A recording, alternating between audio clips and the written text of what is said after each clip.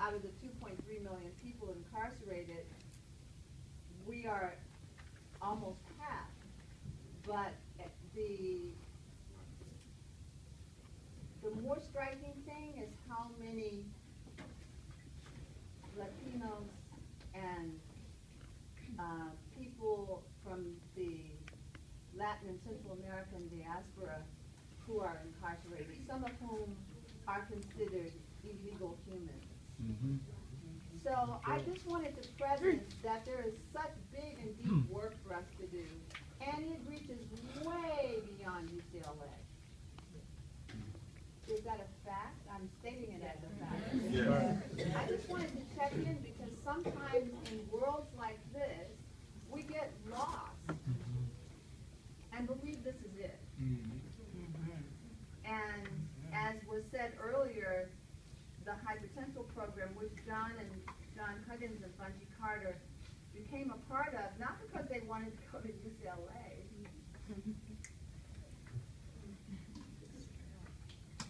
but because they believed in uplifting humanity, and there were Black students here who really were not being served. And what students here now have is light years from that. However, there is still work to do.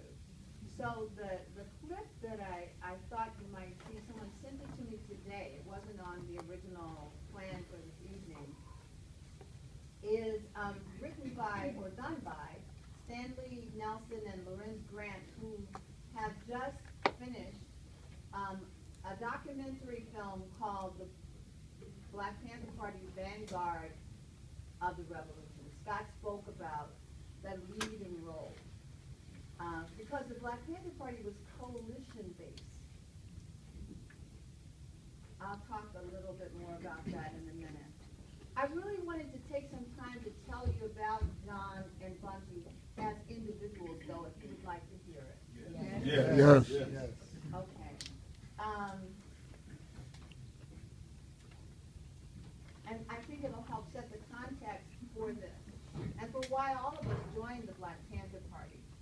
And some of us ended up here, and some of us ended up dead. So I say things bluntly sometimes because it's important to remember when we talk about the work that we have to do, it is so rewarding and at the same time so challenging. And as I speak, there are still 35 or more members of the Black Panther Party who've been incarcerated for over 3 decades in this country, and many in exile, including our beloved Assad. And we wish her well now that Cuba is opening up. I think about a lot of things, but I think I want to say that I spend a lot of time thinking about how I can, in my own life, with the people that I'm with and the people that I love and the students that I teach, how can I do small things every day to make the world a better place?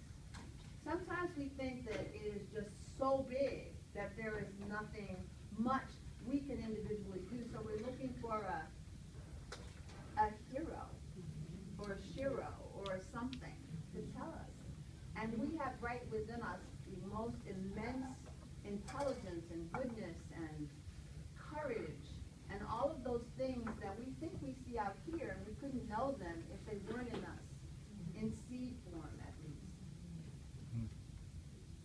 So I want to set a tone of respect here, and I want to talk about both John and Bungie, who were, there's a book that I love called Unlikely Friendships.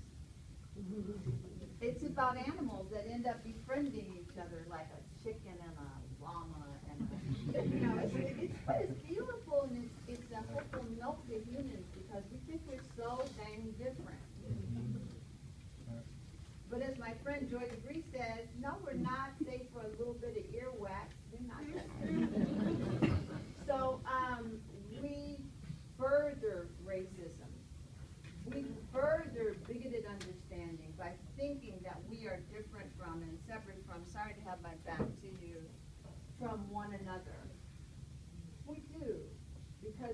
so alike.